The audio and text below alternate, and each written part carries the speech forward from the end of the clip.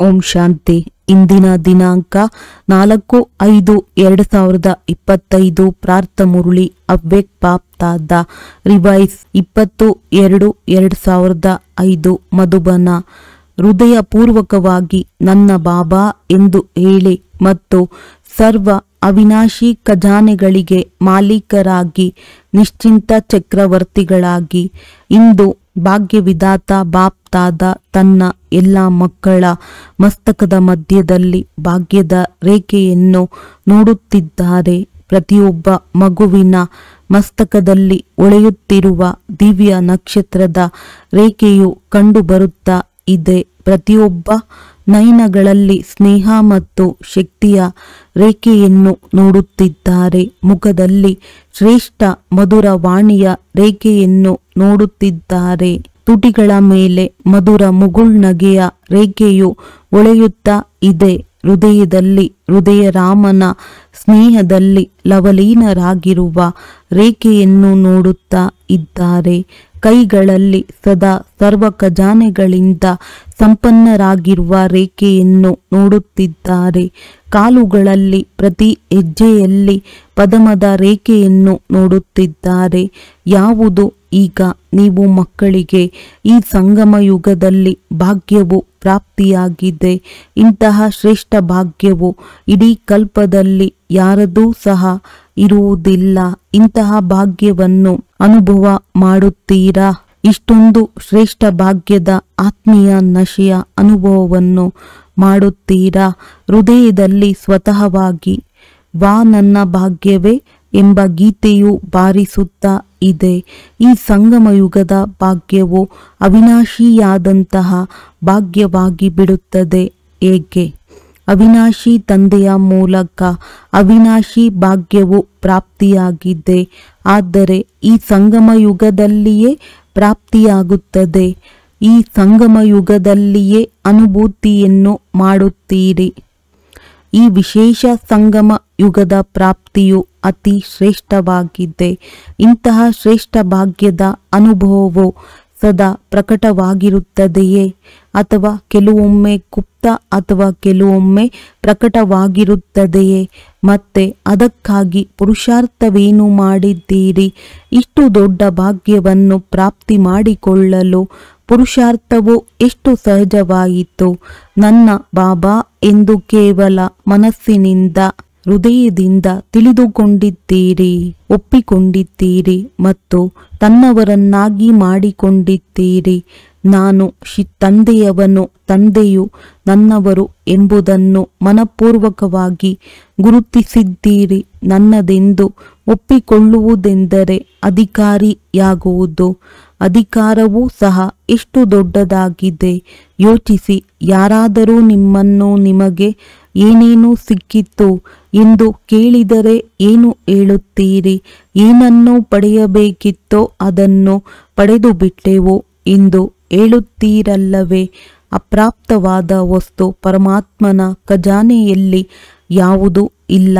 ಪ್ರಾಪ್ತಿ ಸ್ವರೂಪದ ಅನುಭವವನ್ನು ಮಾಡಿದ್ದೀರೋ ಅಥವಾ ಮಾಡುತ್ತಿದ್ದೀರೋ?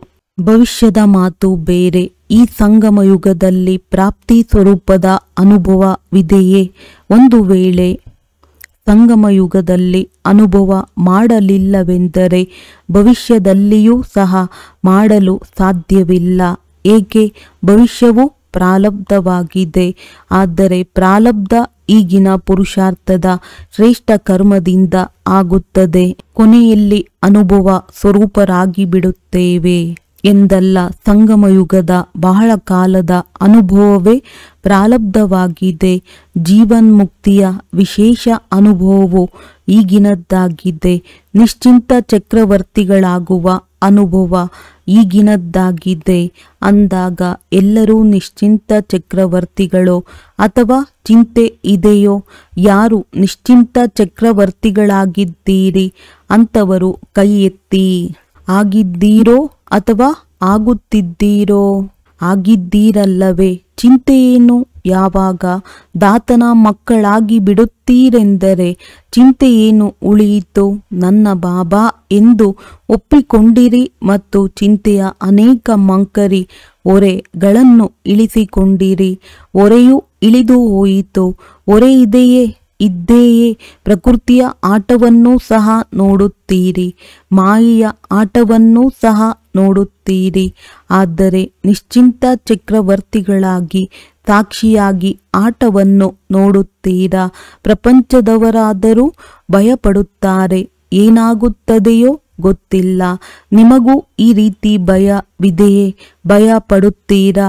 ಏನಾಗುತ್ತದೆಯೋ ಅದು ಒಳ್ಳೆಯದಕ್ಕಿಂತ ಒಳ್ಳೆಯದೇ ಆಗುತ್ತದೆ ಎಂಬ ನಿಶ್ಚಿತವಾಗಿದೆಯೇ? ಏಕೆಂದರೆ ತ್ರಿಕಾಲದರ್ಶಿಯಾಗಿ ಪ್ರತಿಯೊಂದು ದೃಶ್ಯವನ್ನು ನೋಡುತ್ತೀರಿ. ಇಂದು ಏನಿದೆ, ನಾಳೆ ಏನಾಗುತ್ತದೆಯೋ ಇದನ್ನು ಚೆನ್ನಾಗಿ ತಿಳಿದುಕೊಂಡಿದ್ದೀರಿ. ಜ್ಞಾನಪೂರ್ಣರಲ್ಲವೇ? ಸಂಗಮದ ನಂತರ ಏನಾಗಲಿದೆ ತಮ್ಮೆಲ್ಲರ ಮುಂದೆ ಸ್ಪಷ್ಟವಾಗಿದೆಯಲ್ಲವೇ? ನವಯುಗ ಬರಲೇಬೇಕಾಗಿದೆ. ಪ್ರಪಂಚದವರು ನವಯುಗವು ಬರುತ್ತದೆಯೇ ಎಂದು ಕೇಳುತ್ತಾರೆ. ಬರುತ್ತದೆಯೇ ಅಂದಾಗ ನೀವೇನು ಹೇಳುತ್ತೀರಿ? ಬಂದೇ ಬರುತ್ತದೆ ಎಂದು ಹೇಳುತ್ತೀರಲ್ಲವೇ? ಆದ್ದರಿಂದ ಏನಾಗುತ್ತದೆ ಎಂಬ ಪ್ರಶ್ನೆ ಇಲ್ಲ. ಸ್ವರ್ಣಿಮ ಯುಗವು ಬರುತ್ತದೆ ಎಂಬುದು ತಿಳಿದಿದೆ. ರಾತ್ರಿಯ ನಂತರ ಈಗ ಸಂಗಮ ಪ್ರಭಾತ ಅಮೃತ ವೇಳೆಯಾಗಿದೆ. ಅಮೃತ ವೇಳೆಯ ನಂತರ ದಿನ ಬರಲೇಬೇಕು. ಯಾರಿಗೆಲ್ಲ ನಿಶ್ಚಯವಿದೆಯೋ ಅವರು ನಿಶ್ಚಿಂತರು. ಯಾವುದೇ ಚಿಂತೆ ಇಲ್ಲ. ನಿಶ್ಚಿಂತರು. ವಿಶ್ವದ ರಚಯಿತನ ಮೂಲಕ ರಚನೆಯ ಸ್ಪಷ್ಟ ಜ್ಞಾನವು ಸಿಕ್ಕಿಬಿಟ್ಟಿದೆ. ಬಾಪ್ತಾದ ನೋಡುತ್ತಿದ್ದಾರೆ. ಎಲ್ಲ ಮಕ್ಕಳು ಸ್ನೇಹದ, ಸಹಯೋಗದ ಮತ್ತು ಸಂಪರ್ಕದ ಪ್ರೀತಿಯಲ್ಲಿ ಬಂಧಿಸಲ್ಪಡುತ್ತಾ ತಮ್ಮ ಮನೆಗೆ ತಲುಪಿಬಿಟ್ಟಿದ್ದಾರೆ. ಬಾಪ್ತಾದ ಎಲ್ಲ ಸ್ನೇಹಿ ಮಕ್ಕಳಿಗೆ, ಸಹಯೋಗಿ ಮಕ್ಕಳಿಗೆ, ಸಂಪರ್ಕದಲ್ಲಿ ಬರುವಂತಹ ಮಕ್ಕಳಿಗೆ ತನ್ನ ಅಧಿಕಾರವನ್ನು ತೆಗೆದುಕೊಳ್ಳಲು ತನ್ನ ಮನೆಯಲ್ಲಿ ತಲುಪುವುದರಿಂದ ಅಭಿನಂದನೆಗಳನ್ನು ಕೊಡುತ್ತಿದ್ದಾರೆ. ಅದಕ್ಕಾಗಿ ಶುಭಾಶಯಗಳು, ಶುಭಾಶಯಗಳು. ಬಾಪ್ತಾದಾರವರಿಗೆ ಮಕ್ಕಳಿಗಿಂತ ಹೆಚ್ಚು ಪ್ರೀತಿ ಇದೆಯೋ ಅಥವಾ ಮಕ್ಕಳಿಗೆ ಬಾಪ್ತಾದಾರವರ ಜೊತೆ ಜಾಸ್ತಿ ಇದೆಯೋ? ಯಾರದ್ದು ಜಾಸ್ತಿ ಇದೆ? ತಮ್ಮದ್ದೋ ಅಥವಾ ತಂದೆಯದಾಗಿದೆಯೋ? ತಂದೆಯ ಮೇಲೆ ಮಕ್ಕಳಿಗೆ ಹೆಚ್ಚು ಪ್ರೀತಿ ಇದೆ ಎಂದು ಹೇಳುತ್ತೇವೆ. ನೋಡಿ, ಮಕ್ಕಳಿಗೆ ಪ್ರೀತಿ ಇದೆ. ಆದ್ದರಿಂದ ಎಲ್ಲೆಲ್ಲಿಂದ ಬಂದು ತಲುಪಿರಲ್ಲವೇ? ಎಷ್ಟು ದೇಶದಿಂದ ಬಂದಿದ್ದೀರಿ? 50 ದೇಶದಿಂದ. 50 ದೇಶದಿಂದ ಬಂದಿದ್ದಾರೆ. ಆದರೆ ಎಲ್ಲದಕ್ಕಿಂತ ದೂರದಿಂದ ಯಾರು ಬಂದಿದ್ದಾರೆ? ಅಮೆರಿಕದವರು ದೂರದಿಂದ ಬಂದಿದ್ದಾರೆಯೋ? ತಾವೂ ಸಹ ದೂರದಿಂದ ಬಂದಿದ್ದೀರಿ. ಆದರೆ ಬಾಪ್ತಾದಾರವರು ಪರಮಧಾಮದಿಂದ ಬಂದಿದ್ದಾರೆ. ಅದಕ್ಕೆ ಹೋಲಿಕೆ ಮಾಡಿದರೆ ಅಮೆರಿಕ ಎಷ್ಟು ದೂರವಿದೆ? ಅಮೆರಿಕ ದೂರವಿದೆಯೋ ಅಥವಾ ಪರಮಧಾಮ ದೂರವಿದೆಯೋ? ಬಾಪ್ತಾದ ಎಲ್ಲರಿಗಿಂತ ದೂರ ದೇಶದವರಾಗಿದ್ದಾರೆ. ಮಕ್ಕಳು ನೆನಪು ಮಾಡುತ್ತೀರಿ. ಮತ್ತೆ ತಂದೆಯು ಪ್ರತ್ಯಕ್ಷವಾಗಿ ಬಿಡುತ್ತಾರೆ. ಈಗ ತಂದೆಯು ಮಕ್ಕಳಿಂದ ಏನನ್ನು ಬಯಸುತ್ತಾರೆ ಎಂದು ಕೇಳುತ್ತೀರಲ್ಲವೇ? ತಂದೆಯು ಏನನ್ನು ಬಯಸುತ್ತಾರೆ ಅಂದಾಗ ಬಾಪ್ತಾದ ಮಧುರಾತಿ ಮಧುರ ಮಕ್ಕಳಿಂದ ಒಬ್ಬೊಬ್ಬ ಮಗುವು ಸ್ವರಾಜ್ಯ ಅಧಿಕಾರಿ ರಾಜರಾಗಬೇಕೆಂದು ಬಯಸುತ್ತಾರೆ. ಎಲ್ಲರೂ ರಾಜರಾಗಿದ್ದೀರಾ? ಸ್ವರಾಜ್ಯವಿದೆಯೇ? ಸ್ವಯಂನ ಮೇಲೆ ರಾಜ್ಯವಂತೂ ಇದೆಯಲ್ಲವೇ? ಯಾರು ಸ್ವರಾಜ್ಯ ಅಧಿಕಾರಿ ರಾಜನಾಗಿದ್ದೇನೆ ಎಂದು ತಿಳಿದಿದ್ದೀರಿ ಅಂಥವರು ಕೈಯನ್ನೆತ್ತಿ. ಬಹಳ ಒಳ್ಳೆಯದು. ಬಾಪ್ತಾದಾರವರಿಗೆ ಮಕ್ಕಳನ್ನು ನೋಡಿ ಪ್ರೀತಿ ಬರುತ್ತದೆ. ಏಕೆಂದರೆ ದುಃಖ ಅಶಾಂತಿಯಿಂದ ದೂರವಾಗಲು 63 ಜನ್ಮಗಳಿಂದ ಬಹಳಷ್ಟು ಕಷ್ಟಪಟ್ಟಿದ್ದಾರೆ. ಪ್ರತಿಯೊಬ್ಬ ಮಗುವು ಈಗ ಸ್ವರಾಜ್ಯ ಅಧಿಕಾರಿಗಳಾಗಲಿ ಎಂದು ತಂದೆಯು ಬಯಸುತ್ತಾರೆ. ಮನಸ್ಸು ಬುದ್ಧಿ ಸಂಸ್ಕಾರಕ್ಕೆ ಮಾಲೀಕರಾದಿರಿ ರಾಜರಾದಿರಿ. ಯಾವಾಗ ಬೇಕೋ, ಎಲ್ಲಿ ಬೇಕೋ, ಹೇಗೆ ಬೇಕೋ ಅಲ್ಲಿ ಮನಸ್ಸು, ಬುದ್ಧಿ, ಸಂಸ್ಕಾರವನ್ನು ಪರಿವರ್ತನೆ ಮಾಡಿಕೊಳ್ಳಲು ಸಾಧ್ಯವಾಗಬೇಕು. ಒತ್ತಡ ಮುಕ್ತ ಜೀವನದ ಅನುಭವವು ಸದಾ ಪ್ರತ್ಯಕ್ಷವಾಗಿರಲಿ. ಕೆಲವೊಮ್ಮೆ ಗುಪ್ತವಾಗಿ ಬಿಡುತ್ತದೆ. ಇದನ್ನು ಸಹ ಬಾಪ್ ದಾದಾ ನೋಡುತ್ತಾರೆ. ಇದನ್ನು ಮಾಡಬಾರದು ಎಂದು ಯೋಚಿಸುತ್ತಾರೆ. ಇದು ಸರಿಯಾಗಿದೆ, ಇದು ತಪ್ಪಾಗಿದೆ ಎಂದು ಯೋಚಿಸುತ್ತಾರೆ. ಆದರೆ ಸ್ವರೂಪದಲ್ಲಿ ತರುವುದಿಲ್ಲ. ಯೋಚಿಸುವುದೆಂದರೆ ಗುಪ್ತವಾಗಿರುವುದು, ಸ್ವರೂಪದಲ್ಲಿ ತರುವುದು ಅರ್ಥಾತ್ ಪ್ರತ್ಯಕ್ಷವಾಗಿರುವುದು. ಸಮಯಕ್ಕೋಸ್ಕರ ನಿರೀಕ್ಷಣೆ ಮಾಡುತ್ತಿಲ್ಲ ಅಲ್ಲವೇ? ಕೆಲವೊಮ್ಮೆ ಈ ರೀತಿ ಮಾಡುತ್ತೀರಿ. ಆತ್ಮಿಕ ವಾರ್ತಾಲಾಪ ಮಾಡುತ್ತೀರಲ್ಲವೇ? ಆಗ ಕೆಲವು ಮಕ್ಕಳು ಸಮಯ ಬಂದಾಗ ಸರಿಯಾಗಿ ಬಿಡುತ್ತದೆ ಎಂದು ಹೇಳುತ್ತೀರಿ. ಸಮಯವು ತಮ್ಮ ರಚನೆಯಾಗಿದೆ. ಮಾಸ್ಟರ್ ರಚಯಿತರಲ್ಲವೇ? ಅಂದಾಗ ಮಾಸ್ಟರ್ ರಚಯಿತರು ರಚನೆಯ ಆಧಾರದಂತೆ ನಡೆಯುವುದಿಲ್ಲ. ಸಮಯದ ಸಮಾಪ್ತಿಯನ್ನು ನೀವು ಮಾಸ್ಟರ್ ರಚಯಿತರು ಸಮೀಪಕ್ಕೆ ಕರೆತರಬೇಕು. 1 ಸೆಕೆಂಡಿನಲ್ಲಿ ಮನಸ್ಸಿಗೆ ಮಾಲೀಕರಾಗಿ ಆದೇಶ ಕೊಡಲು ಸಾಧ್ಯವಿದೆಯೇ? ಸಾಧ್ಯವಿದೆಯೇ? ಮನಸ್ಸನ್ನು ಏಕಾಗ್ರ ಮಾಡಲು ಸಾಧ್ಯವಿದೆಯೇ? ಬಿಂದುವನ್ನಿಡಲು ಸಾಧ್ಯವಿದೆಯೋ? ಅಥವಾ ಬಿಂದುವನ್ನಿಡಲು ಹೋದರೆ ಅದು ಮತ್ತೆ ಪ್ರಶ್ನಾರ್ಥಕ ಚಿಹ್ನೆಯಾಗಿ ಬಿಡುತ್ತದೆಯೇ? ಏನು, ಏಕೆ, ಹೇಗೆ, ಇದೇನು, ಅದೇನು ಆಶ್ಚರ್ಯ ಸೂಚಕವೂ ಇರಬಾರದು. 1 ಸೆಕೆಂಡಿನಲ್ಲಿ ಬಿಂದುವಾಗಿ ಬಿಡಿ. ಬೇರೆ ಯಾವುದೇ ಪರಿಶ್ರಮವಿಲ್ಲ. ಒಂದು ಶಬ್ದವನ್ನು ಕೇವಲ ಅಭ್ಯಾಸದಲ್ಲಿ ತನ್ನಿ. ಪಾಯಿಂಟ್ ಬಿಂದು ಆಗುವುದು, ಬಿಂದು ಸ್ವರೂಪರಾಗುವುದು. ವ್ಯರ್ಥಕ್ಕೆ ಬಿಂದುವನ್ನಿಡಬೇಕು. ಮತ್ತು ಯಾವ ಮಹಾವಾಕ್ಯವನ್ನು ಕೇಳುತ್ತೀರೋ ಆ ಮಾತಿನ ಮೇಲೆ ವಿಚಾರ ಮಾಡಬೇಕು. ಮತ್ಯಾವುದೇ ಕಷ್ಟವಿಲ್ಲ. ಮಹಾವಾಕ್ಯವನ್ನು ನೆನಪಿಟ್ಟುಕೊಳ್ಳಿ. ಬಿಂದುವನ್ನು ಹಾಕಿಬಿಡಿ. ಬಿಂದುವಾಗಿ ಬಿಡಿ. ಈ ಅಭ್ಯಾಸವನ್ನು ಇಡೀ ದಿನದಲ್ಲಿ ಮಧ್ಯದಲ್ಲಿ ಎಷ್ಟೇ ಬಿಡುವಿಲ್ಲದಂತಿದ್ದರೂ ಸಹ ಪ್ರಯತ್ನ ಮಾಡಿ. 1 ಸೆಕೆಂಡಿನಲ್ಲಿ ಬಿಂದುವಾಗಲು ಸಾಧ್ಯವಿದೆಯೇ? 1 ಸೆಕೆಂಡಿನಲ್ಲಿ ಬಿಂದುವನ್ನಿಡಲು ಸಾಧ್ಯವಿದೆಯೇ? ಯಾವಾಗ ಈ ಅಭ್ಯಾಸವಾಗುತ್ತದೆ? ಮತ್ತೆ ಅಭ್ಯಾಸ ಮಾಡುವುದರಿಂದ ಅಂತಿಮ ಸಮಯದಲ್ಲಿ ಪೂರ್ಣ ವಿರಾಮವನ್ನಿಡಲು ಸಾಧ್ಯವಾಗುತ್ತದೆ. ಪಾಸ್ ವಿತ್ ಆನರ್ ಆಗಿಬಿಡುತ್ತೀರಿ. ಇದೇ ಪರಮಾತ್ಮನ ಪಾಲನೆ, ಇದೇ ಪರಮಾತ್ಮನ ವಿದ್ಯೆಯಾಗಿದೆ. ಯಾರೆಲ್ಲ ಬಂದಿದ್ದೀರಿ? ಮೊದಲ ಬಾರಿ ಬರುವವರಿರಬಹುದು. ಮೊದಲ ಬಾರಿ ಮಿಲನ ಮಾಡುವುದಕ್ಕೋಸ್ಕರ ಯಾರೆಲ್ಲ ಬಂದಿದ್ದೀರೋ ಅವರು ಕೈ ಎತ್ತಿರಿ. ಬಹಳ ಮಂದಿ ಬಂದಿದ್ದಾರೆ. ಎಲ್ಲರಿಗೂ ಸ್ವಾಗತ. ಹೇಗೆ ಈಗ ಮೊದಲ ಬಾರಿ ಬಂದಿದ್ದೀರೋ ಅದೇ ರೀತಿ ಮೊದಲ ನಂಬರನ್ನು ತೆಗೆದುಕೊಳ್ಳಬೇಕು. ಅದಕ್ಕೆ ಅವಕಾಶವೂ ಇದೆ. ನಾವಂತೂ ಈಗೀಗ ಇನ್ನು ಮೊದಲ ಬಾರಿ ಬಂದಿದ್ದೇವೆ. ನಮಗಿಂತಲೂ ಮೊದಲು ಅವರು ಬಹಳಷ್ಟಿದ್ದಾರೆಂದು ತಾವು ಯೋಚಿಸುತ್ತೀರಿ.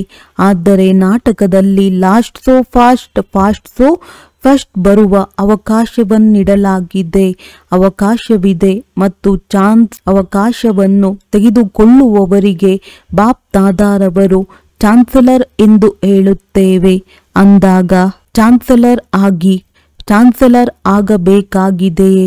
ಯಾರು ಆಗುತ್ತೀವೆಂದು ತಿಳಿಯುತ್ತೀರೋ ಅವರು ಕೈಯನ್ನೆತ್ತಿ. ಆಗುತ್ತೀರಾ? ವಾವ್, ಶುಭಾಶಯಗಳು ಬಾಪ್ ದಾದಾ. ನೋಡಿದೆವು ಇಲ್ಲಿ ಯಾರೆಲ್ಲರೂ ಬಂದಿದ್ದಾರೆಯೋ ಎಲ್ಲರೂ ಕೈಯನ್ನೆತ್ತುತ್ತಿದ್ದಾರೆ. ಬಹಳಷ್ಟು ಮಂದಿ ಎತ್ತಿದ್ದಾರೆ. ಶುಭಾಶಯಗಳು, ಶುಭಾಶಯಗಳು.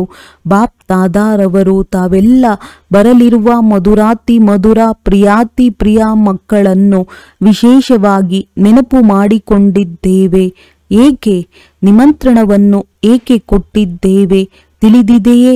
ನೋಡಿ, ನಿಮಂತ್ರಣವಂತೂ ಅನೇಕರಿಗೆ ಸಿಕ್ಕಿತು. ಆದರೆ ತಾವು ಬಂದು ತಲುಪಿದ್ದೀರಿ. ಬಾಪ್ ದಾದಾ ಏಕೆ ನೆನಪು ಮಾಡಿದೆವು? ಏಕೆಂದರೆ ಬಾಪ್ ದಾದಾರವರಿಗೆ ಗೊತ್ತಿದೆ ಯಾರೆಲ್ಲರೂ ಬಂದಿದ್ದೀರೋ ಅವರು ಸ್ನೇಹಿ, ಸಹಯೋಗಿಯಿಂದ ಸಹಜ ಯೋಗಿಗಳಾಗುವ ಕ್ವಾಲಿಟಿಯಾಗಿದ್ದೀರಿ. ಒಂದು ವೇಳೆ ಸಾಹಸವನ್ನಿಟ್ಟರೆ ತಾವು ಸಹಜ ಯೋಗಿಯಾಗಿ ಅನ್ಯರಿಗೂ ಸಹಜ ಯೋಗದ ಸಂದೇಶಿಗಳಾಗಿ ಸಂದೇಶವನ್ನು ಕೊಡಬಲ್ಲಿರಿ. ಸಂದೇಶ ಕೊಡುವುದೆಂದರೆ ಭಗವಂತನ ಸಂದೇಶ ಪುತ್ರರಾಗುವುದು, ಆತ್ಮರನ್ನು ದುಃಖ ಅಶಾಂತಿಯಿಂದ ಬಿಡಿಸುವುದು. ಎಲ್ಲರೂ ತಮ್ಮ ಸಹೋದರ ಸಹೋದರಿಯರೇ ಅಲ್ಲವೇ? ಆದ್ದರಿಂದ ತಮ್ಮ ಸಹೋದರ ಸಹೋದರಿಯರಿಗೆ ಈಶ್ವರಿಯ ಸಂದೇಶವನ್ನು ಕೊಡಿ, ಅರ್ಥಾತ್ ಮುಕ್ತರನ್ನಾಗಿ ಮಾಡಿ. ಇದರಿಂದ ಬಹಳಷ್ಟು ಆಶೀರ್ವಾದಗಳು ಸಿಗುತ್ತವೆ. ಯಾವುದೇ ಆತ್ಮನನ್ನು ದುಃಖ ಅಶಾಂತಿಯಿಂದ ಬಿಡಿಸುವುದರಿಂದ ಬಹಳಷ್ಟು ಆಶೀರ್ವಾದಗಳು ಸಿಗುತ್ತದೆ ಮತ್ತು ಆಶೀರ್ವಾದ ಸಿಗುವುದರಿಂದ ಅತೀಂದ್ರಿಯ ಸುಖ, ಆಂತರಿಕ ಖುಷಿಯ ಬಹಳ ಅನುಭವವಾಗುತ್ತದೆ. ಏಕೆಂದರೆ ಖುಷಿಯನ್ನು ಹಂಚಿದ್ದೀರಲ್ಲವೇ? ಅಂದಾಗ ಖುಷಿಯನ್ನು ಹಂಚುವುದರಿಂದ ಖುಷಿಯು ಹೆಚ್ಚುತ್ತದೆ. ಎಲ್ಲರೂ ಖುಷಿಯಾಗಿದ್ದೀರಾ ಎಂದು ವಿಶೇಷವಾಗಿ ಬಾಪ್ತಾದ ಅತಿಥಿಗಳೊಂದಿಗೆ ಕೇಳುವುದಿಲ್ಲ, ಅಧಿಕಾರಿಗಳೊಂದಿಗೆ ಕೇಳುತ್ತೇವೆ. ತಮ್ಮನ್ನು ಅತಿಥಿ ಎಂದು ತಿಳಿಯಬೇಡಿ, ಅಧಿಕಾರಿಗಳಾಗಿದ್ದೀರಿ. ಅಂದಾಗ ಎಲ್ಲರೂ ಖುಷಿಯಾಗಿದ್ದೀರಾ? ತಾವು ಬರುವಂತಹ ಮಕ್ಕಳೊಂದಿಗೆ ಕೇಳುತ್ತೇವೆ. ಅತಿಥಿಗಳೆಂದು ಹೆಸರಿಗೆ ಮಾತ್ರವೇ ಹೇಳಲಾಗುತ್ತದೆ, ಆದರೆ ನೀವು ಅತಿಥಿಗಳಲ್ಲ, ಮಹಾನರನ್ನಾಗಿ ಮಾಡುವವರಾಗಿದ್ದೀರಿ. ಅಂದಾಗ ಎಲ್ಲರೂ ಖುಷಿಯಾಗಿದ್ದೀರಾ? ಖುಷಿಯಾಗಿದ್ದರೆ ಕೈಯನ್ನು ಅಲುಗಾಡಿಸಿ.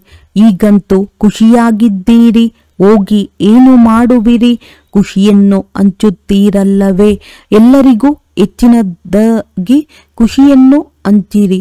ಎಷ್ಟು ಹಂಚುತ್ತೀರೋ ಅಷ್ಟು ವೃದ್ಧಿಯಾಗುತ್ತದೆ. ಸರಿಯೇ? ಒಳ್ಳೆಯದು. ಎಲ್ಲರೂ ಚಪ್ಪಾಳೆಯನ್ನು ತಟ್ಟಿರಿ. ಎಲ್ಲರೂ ಹೆಚ್ಚಿನದಾಗಿ ಚಪ್ಪಾಳೆ ತಟ್ಟಿದರು. ಹೇಗೆ ಈಗ ಎಲ್ಲರೂ ಚಪ್ಪಾಳೆಯನ್ನು ತಟ್ಟಿದ್ದೀರೋ ಹಾಗೆಯೇ ಸದಾ ಖುಷಿಯ ಚಪ್ಪಾಳೆಯು ಯಾವಾಗಲೂ ತಾನಾಗಿಯೇ ಮೊಳಗುತ್ತಿರಲಿ.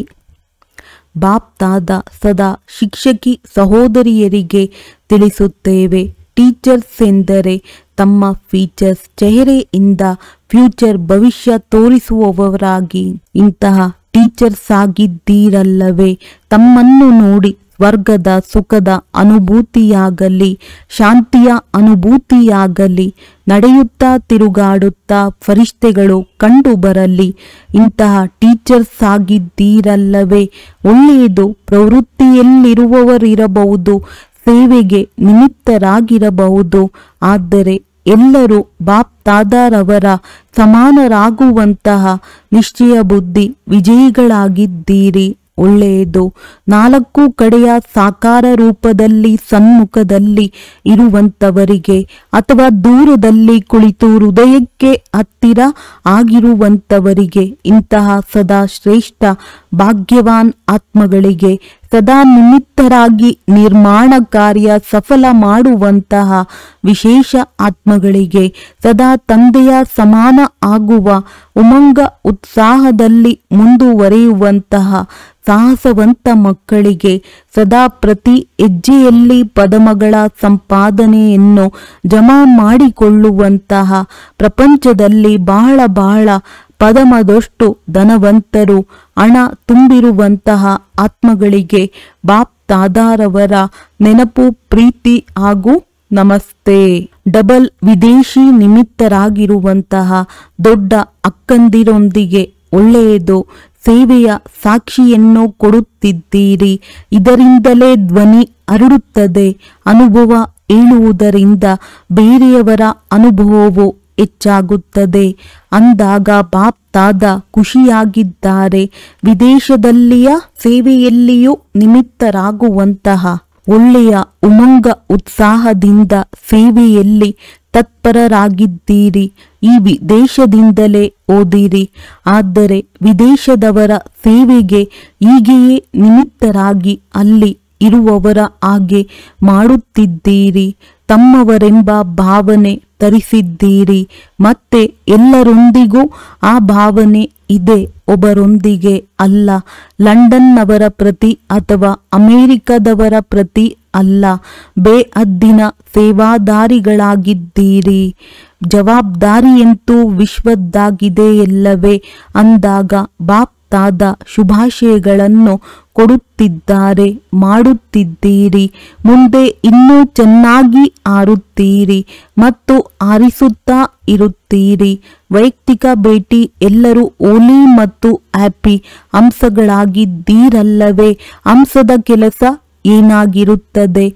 ಅಂಶದಲ್ಲಿ ನಿರ್ಣಯ ಶಕ್ತಿ ಬಹಳಷ್ಟು ಇರುತ್ತದೆ ಅಂದಾಗ ತಾವು ಪವಿತ್ರ ಸಂತೋಷವಾಗಿರುವ ಅಂಶಗಳು, ವ್ಯರ್ಥವನ್ನು ಸಮಾಪ್ತಿ ಮಾಡುವಂತಹ ಮತ್ತು ಸಮರ್ಥರನ್ನಾಗಿ ಮಾಡುವಂತವರಾಗಿದ್ದೀರಿ. ಎಲ್ಲರೂ ಸಂತೋಷವಾಗಿದ್ದೀರಲ್ಲವೇ. ಸದಾ ಕಾಲದ ಖುಷಿ ಇದೆಯಲ್ಲವೇ. ಸದಾ ಹ್ಯಾಪಿ, ಖುಷಿಯಾಗಿರಿ. ಈಗ ಆ ದುಃಖವನ್ನು ಬರಲು ಬಿಡಬೇಡಿ. ದುಃಖಕ್ಕೆ ವಿಚ್ಛೇದನೆ ಕೊಟ್ಟು ಬಿಡಿ. ಆಗಷ್ಟೇ ಬೇರೆಯವರ ದುಃಖವನ್ನು ದೂರ ಮಾಡಲು ಸಾಧ್ಯವಲ್ಲವೇ. ಅಂದಾಗ ಸುಖಿಗಳಾಗಿ ಮತ್ತು ಸುಖವನ್ನು ಕೊಡಿ. ಈ ಕೆಲಸವನ್ನು ಮಾಡುತ್ತೀರಲ್ಲವೇ. ಇಲ್ಲಿಂದ ಯಾವ ಸುಖ ಸಿಕ್ಕಿದೆಯೋ ಅದನ್ನು ಜಮಾ ಮಾಡಿಕೊಳ್ಳಿ. ಎಂದಾದರೂ ಏನಾದರೂ ಬಾಬಾ, ಮಧುರ ಬಾಬಾ, ದುಃಖವನ್ನು ತೆಗೆದುಕೊಂಡು ಬಿಡಿ ಎಂದು ಹೇಳಿ ತಮ್ಮ ಹತ್ತಿರ ಇಟ್ಟುಕೊಳ್ಳಬೇಡಿ. ಕೆಟ್ಟ ವಸ್ತುವನ್ನು ಇಟ್ಟುಕೊಳ್ಳಲಾಗುತ್ತದೆ ಏನು? ದುಃಖವಂತೂ ಕೊಳಕಾಗಿದೆಯಲ್ಲವೇ ಅಂದಾಗ ದುಃಖವನ್ನು ತೆಗೆದು ಹಾಕಿ ಸುಖಿಯಾಗಿರಿ ಅಂದಾಗ ಇದಾಗಿದೆ. ಸುಖಿಯಾಗಿರುವವರ ಗ್ರೂಪ್ ಮತ್ತು ಸುಖದಾಯಿ ಗ್ರೂಪ್ ನಡೆಯುತ್ತಾ ತಿರುಗಾಡುತ್ತಾ ಸುಖ ಕೊಡುತ್ತೀರಿ. ತಮಗೆ ಎಷ್ಟೊಂದು ಆಶೀರ್ವಾದ ಸಿಗುತ್ತದೆ ಅಂದಾಗ ಈ ಗ್ರೂಪ್ ಆಶೀರ್ವಾದಕ್ಕೆ ಪಾತ್ರರಾಗಿದ್ದಾರೆ. ಸ್ವಯಂ ಖುಷಿಯಾಗಿದ್ದೀರಲ್ಲವೇ. ಈಗ ಮುಗುಳ್ನಗುತ್ತಾ ಇರಿ, ಮುಗುಳ್ನಗಿಸುತ್ತಾ ಇರಿ, ಖುಷಿಯಲ್ಲಿ ನರ್ತಿಸಿ. ವರದಾನ ನೆನಪು ಮತ್ತು ಸೇವೆಯ ಬ್ಯಾಲೆನ್ಸ್ ಮೂಲಕ ಏರುವ ಕಲೆಯ ಅನುಭವ ಮಾಡುವಂತಹ ರಾಜ್ಯ ಅಧಿಕಾರಿ ಭವ. ನೆನಪು ಮತ್ತು ಸೇವೆಯ ಬ್ಯಾಲೆನ್ಸ್ ಇದ್ದಾಗ ಪ್ರತಿ ಹೆಜ್ಜೆಯಲ್ಲಿ ಏರುವ ಕಲೆಯ ಅನುಭವ ಮಾಡುತ್ತಿರುತ್ತಾರೆ. ಪ್ರತಿ ಸಂಕಲ್ಪದಲ್ಲಿ ಸೇವೆ ಇದ್ದಲ್ಲಿ ವ್ಯರ್ಥದಿಂದ ಬಿಡುಗಡೆಯಾಗುವಿರಿ. ಸೇವೆ ಜೀವನದ ಒಂದು ಅಂಗವಾಗಿ ಬಿಡಬೇಕು. ಯಾವ ರೀತಿ ಶರೀರಕ್ಕೆ ಎಲ್ಲ ಅಂಗಗಳು ಅವಶ್ಯಕವಿದೆ, ಅದೇ ರೀತಿ ಬ್ರಾಹ್ಮಣ ಜೀವನದ ವಿಶೇಷ ಅಂಗ ಸೇವೆಯಾಗಿದೆ. ಬಹಳ ಸೇವೆಯ ಅವಕಾಶ ಸಿಗುವುದು, ಸ್ಥಾನ ಸಿಗುವುದು, ಜೊತೆ ಸಿಗುವುದು, ಇದು ಸಹ ಭಾಗ್ಯದ ನಿಶಾನೆಯಾಗಿದೆ.